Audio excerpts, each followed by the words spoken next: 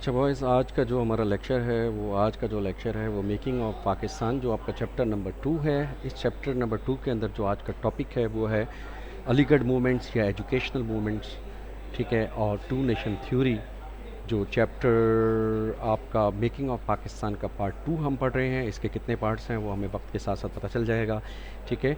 तो देखते हैं बेटा नेक्स्ट स्लाइड में हमें क्या इन्फॉर्मेशंस मिल रही है इस चैप्टर के हवाले से। अच्छा बॉयज़, जो है इससे पहले कि हम आगे चलें, पहले हम देखते हैं कि प्रीवियस लेक्चर्स में हमने क्या पढ़ा था, ताकि थोड़ा सा एक आपका माइंड सेट जो है वो रिकैप हो जाए, आपको रिव्यू मिल जाए। हमने एक्चुअली रिवाइवलिस्ट मूवमेंट पढ़ रहे थे, ठीक है। यानी ऐसी तहरीक जिसमें इंसान बेदार हो जाए, जाग जाए, दोबारा जो है उसमें इनकलाब आ जाए, दोबारा जो है अपनी पोजीशन पर आ जाए। So what is the revivalist movements इन सब continents, role of Shah Waliullah, role of Syed Ahmad शहीद बरेलवी, रोल ऑफ हाजी शरीयतुल्लाह। तो ये हमने प्रीवियस लेक्चर्स में पढ़ा था। आज जो है हम थोड़ा मज़ीद डीपली पढ़ेंगे, देखते हैं, ठीक है। अलीगढ़ मूवमेंट्स क्या है, अलीगढ़ मूवमेंट्स या एजुकेशनल मूवमेंट क्या है, नेक्स्ट स्लाइड में देखते हैं। अच्छा बॉयज़, इस स्लाइड में जो है हम पढ़ रहे हैं अलीगढ़ और एजुकेशनल मूवमेंट्स। 1857 की वॉर के बाद जो है मुसलमानों पर जो है साउथ एशिया में जो है ब्रिटिश ने जो है वो कब्ज़ा कर लिया और मुसलमान पर वो काबिज़ हो गए, सब कॉन्टिनेंट्स में बरसग़ीर पर वो काबिज़ हो गए। उन्होंने मुसलमानों पर जो है एक इल्ज़ाम लगाया कि मुसलमान जो हैं वो आज़ादी की जद्दोजहद उन्होंने शुरू की है और वो ब्रिटिश से निजात हासिल करना चाहते हैं, ठीक है। इसलिए मुसलमान जो है वो मुज़ालिम का शिकार बन गए। अंग्रेज़ों की पर जुल्म सितम जो करते थे अंग्रेज़, वो मुसलमानों पर करते थे और मुसलमान जो है उन तमाम जुल्म सितम का विक्टिम बन गए, ठीक है। मुसलमानों के मज़हबी, समाजी, सियासी और एक मुआशी तौर पर उनके राइट्स को छीन लिया अंग्रेज़ों ने।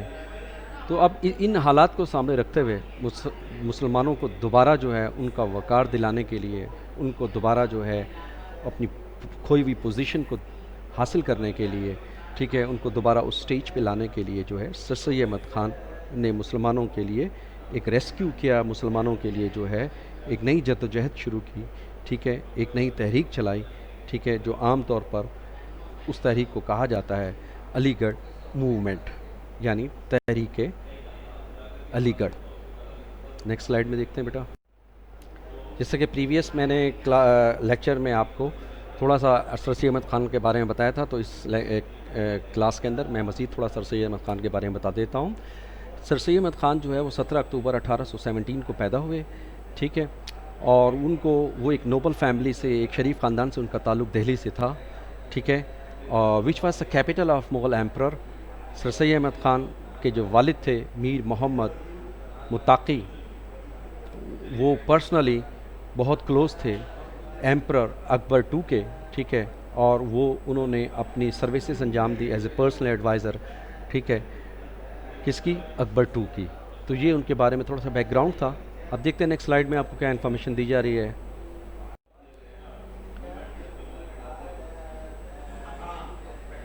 1839 में सर सैयद अहमद ख़ान ने जब अपनी एजुकेशन कंप्लीट कर ली तो उन्होंने जो है जॉब हासिल की ईस्ट इंडिया कंपनी के अंदर, ठीक है, ठीक है। और वहाँ पर वो एज ए जज मुकर्रर हुए, क्योंकि सर सैयद अहमद ख़ान ने जो है बहुत अच्छी जो है लॉ की एजुकेशन हासिल की थी। वो वहाँ पर एज ए जज मुकर्रर हुए और अपनी सर्विसेज उन्होंने इस ईस्ट इंडिया कंपनी में जो है एज ए जज की, बतौर जज के जो है परफॉर्म की। ड्यूरिंग द रिबिलियंस ऑफ AD 1857, 1857 में बहुत सारी जो है आज़ादी की तहरीकें चली, ठीक है। तो उस वक्त सर सैयद अहमद ख़ान जो है वो बरतानिया के बहुत ज़्यादा क्लोज थे और बहुत जो है गुड बुक में थे उनके, ठीक है। और वो बहुत ज़्यादा लॉयल थे बरतानिया के साथ, ठीक है। उन्होंने अपना वक्त गुजारा और वो रहे ब्रिटिश वुमेन इन मेरिट के अंदर, जो ब्रिटिश ख़वातीन थी उनके साथ उन्होंने काम किया बरतानिया के साथ मिलकर, ठीक है।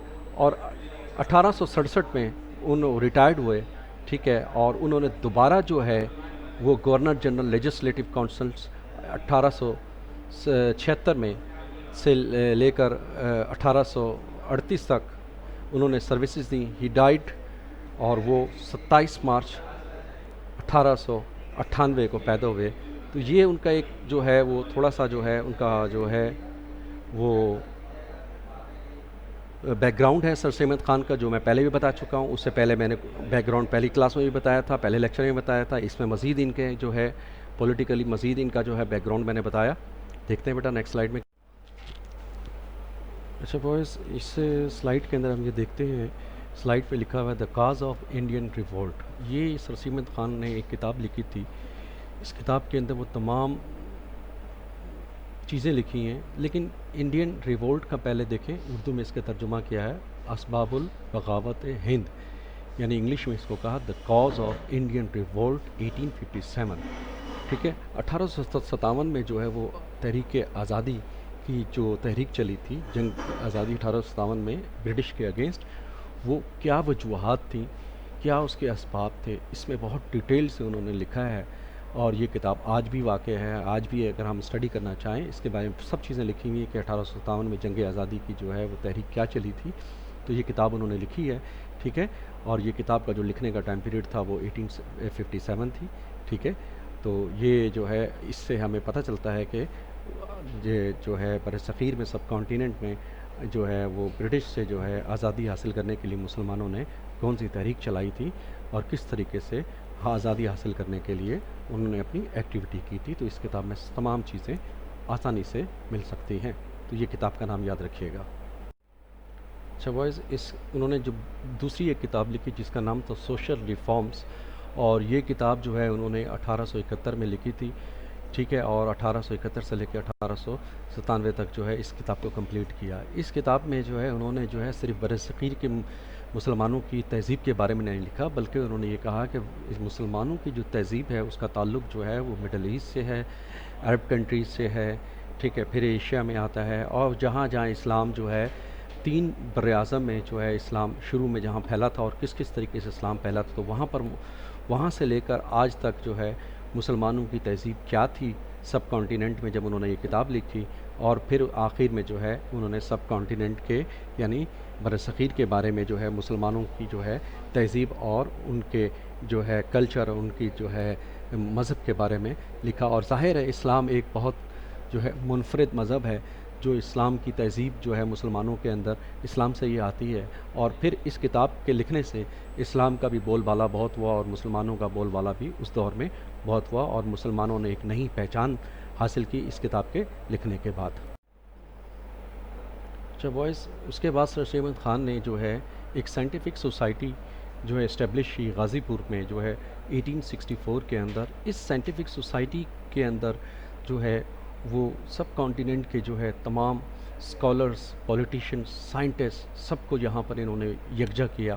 اور اس سوسائٹی کا مین مقصد کیا تھا؟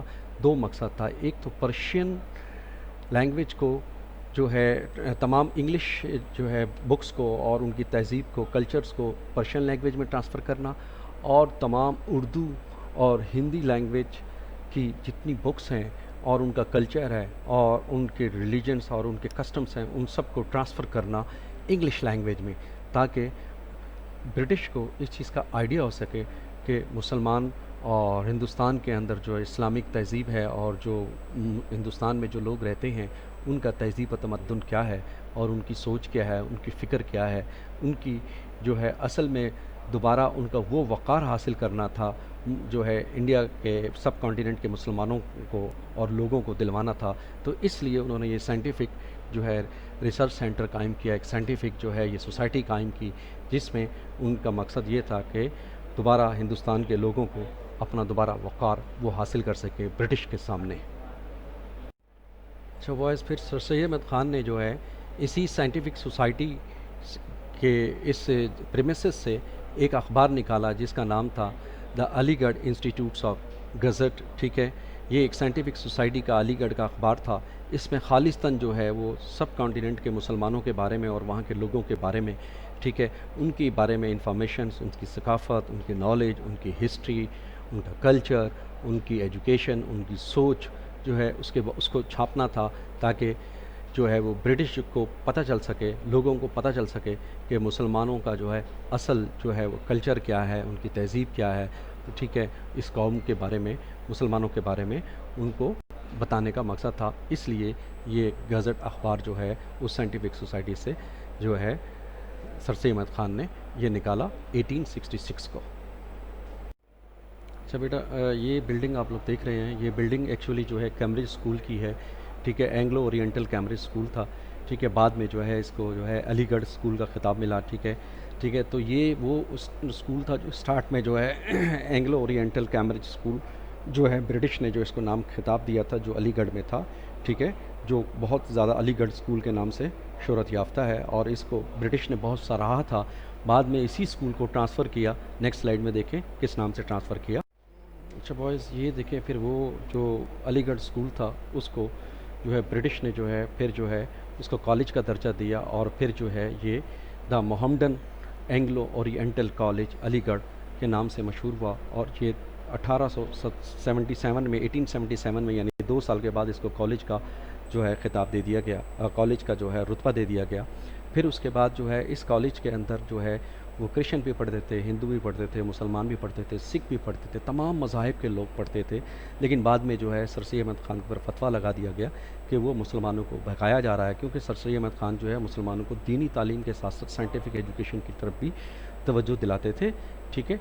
तो फिर ये जो है जिसकी वजह से उन पर वो फतवा लगा, ठीक है, कि ये बहका रहे हैं मुसलमानों को सर सैयद अहमद ख़ान। और फिर जो है यही कॉलेज जो है, अगर नेक्स्ट स्लाइड में देखें इसको क्या नाम दिया।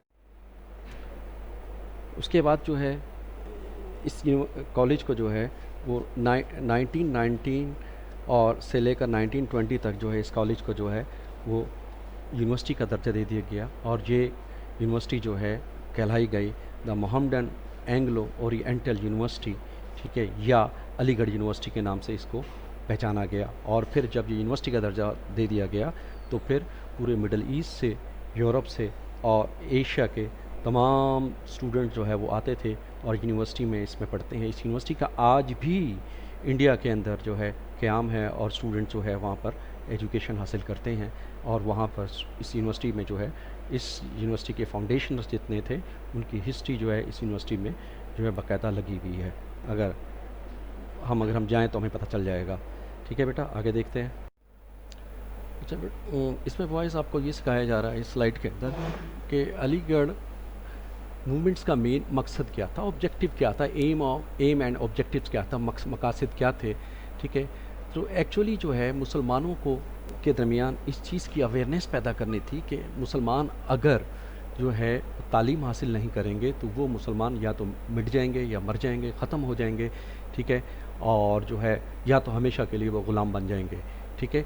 तो अब मुसलमानों को जो है मॉडर्न एजुकेशन सिखाने के लिए, ठीक है, साइंटिफिक नॉलेज देने के लिए उनका जो है सबसे पहले ज़रूरी था कि वो ब्रिटिश की इल्म को हासिल करें, ब्रिटिश नॉलेज को हासिल करें, ब्रिटिश एजुकेशन को हासिल करने के लिए ज़रूरी था कि ब्रिटिश के साथ अच्छे ताल्लुकात कायम हों।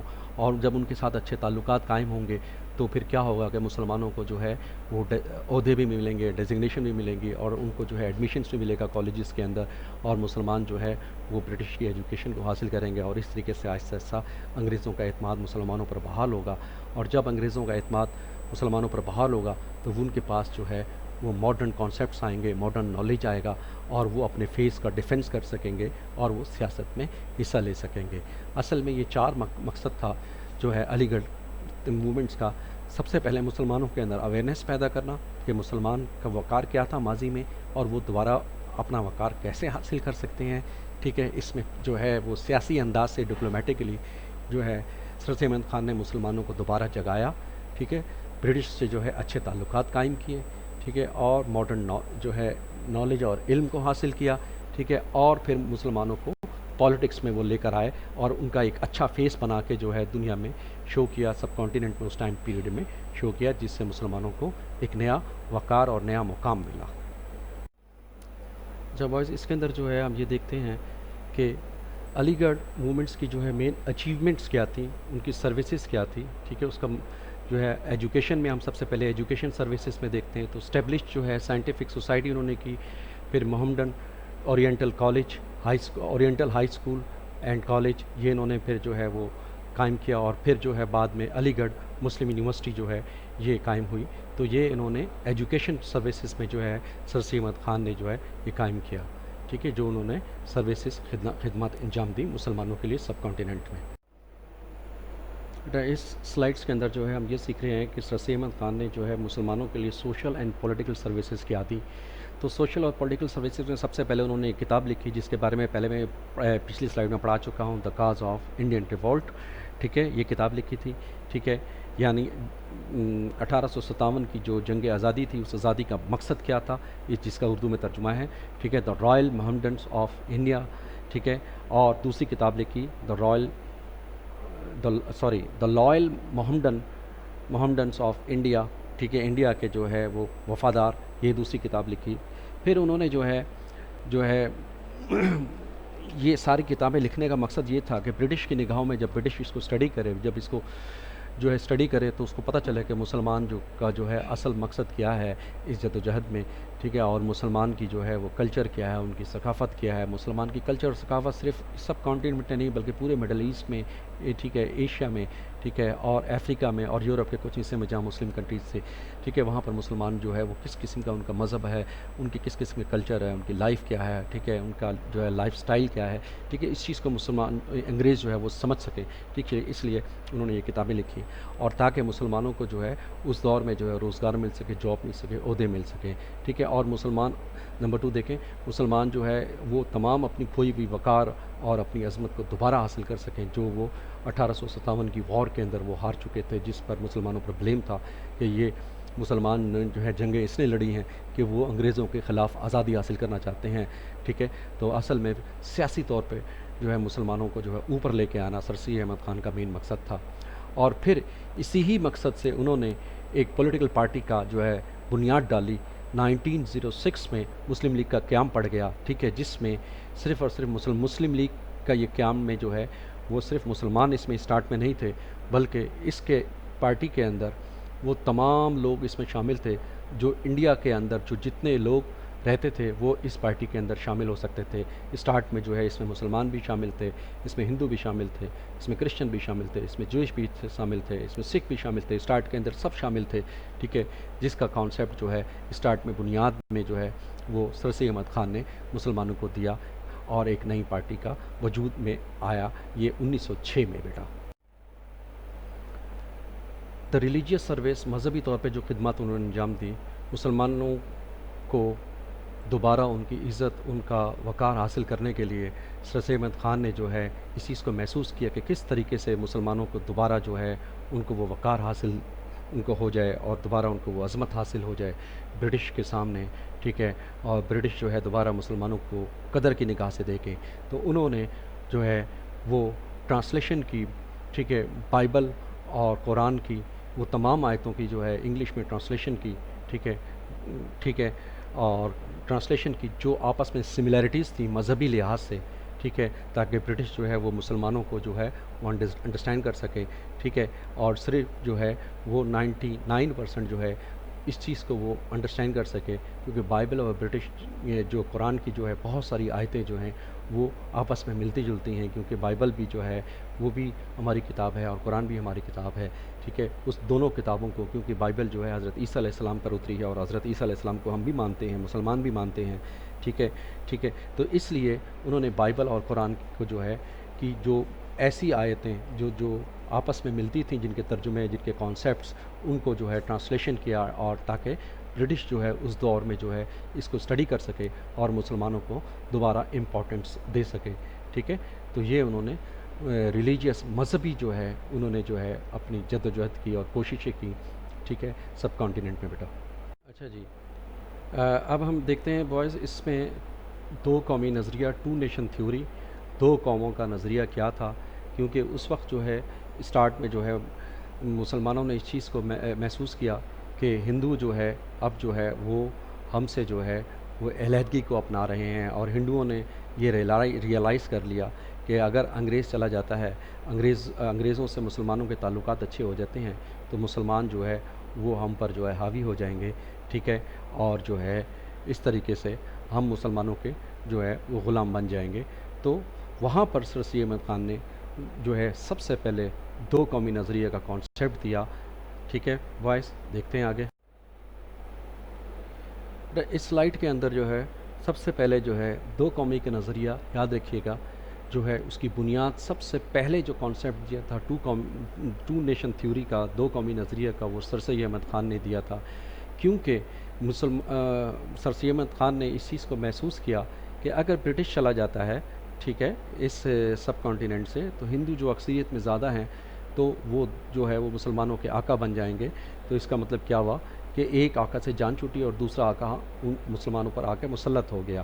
تو انہوں نے سب سے پہلے کہا دیر ور ٹو ڈفرنٹ نیشنز، دو مختلف قومیں living in the sub continent, جو سب کانٹیننٹ میں رہتی ہیں، that is Hindu and Muslim, جو ہندو اور مسلمان ہیں، وہ ہیو اے ڈفرنٹ ریلیجن، جن کا مذہب الگ ہے، کلچر ثقافت الگ ہے، سوشل ویلیوز سماجی قدر و قیمت الگ ہے، اینڈ بیک گراؤنڈ اور ان کا ماضی الگ ہے، and they would never merge with each other، وہ کبھی ایک دوسرے کے ساتھ یکجا نہیں ہو سکتے، کیونکہ یہ بالکل ہی یہ سمجھیں کہ دو مختلف قومیں ہیں، دو مختلف سوچ ہے، دو مختلف آئیڈیالوجی ہے، ٹھیک ہے۔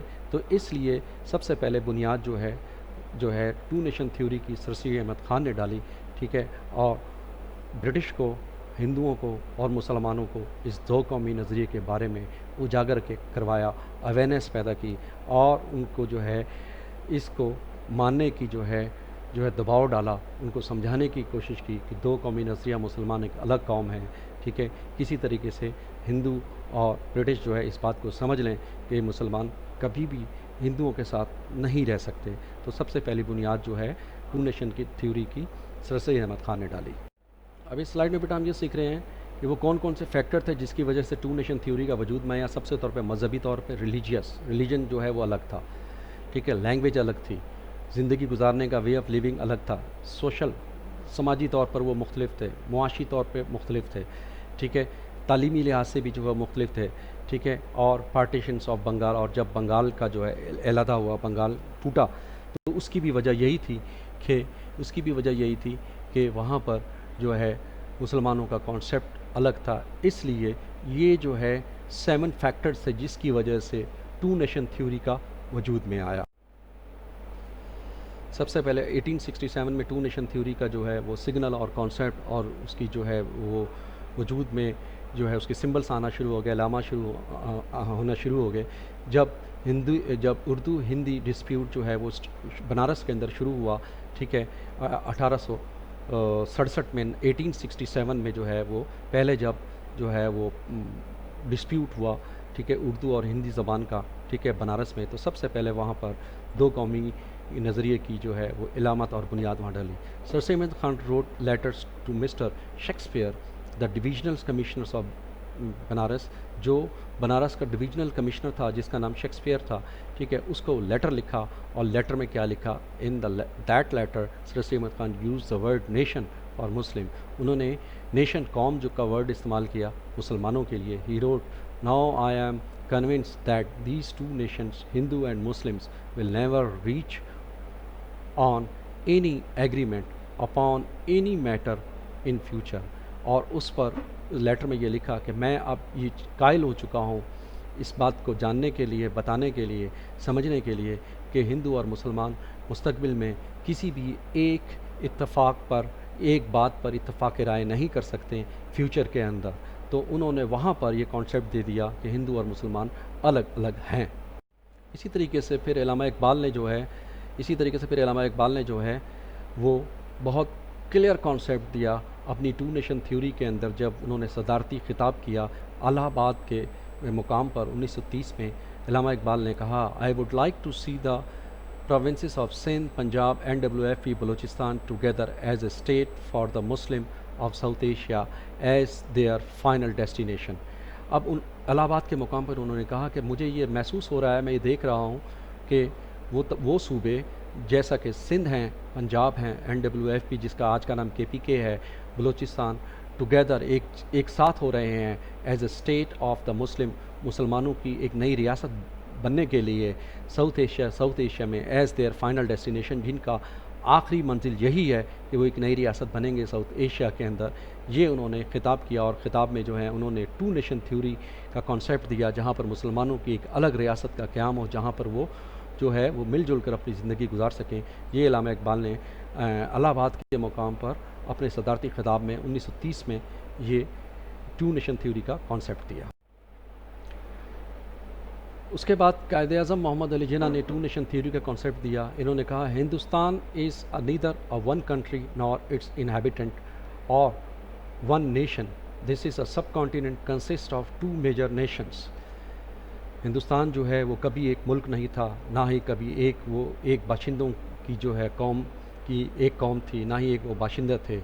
دس از اے سب کانٹیننٹ. یہ ایک برصغیر ہے، consist of two major nations, جو دو بڑی قوموں پر مشتمل ہے، ہندو اینڈ مسلم، جس میں ہندو اور مسلمان ہیں.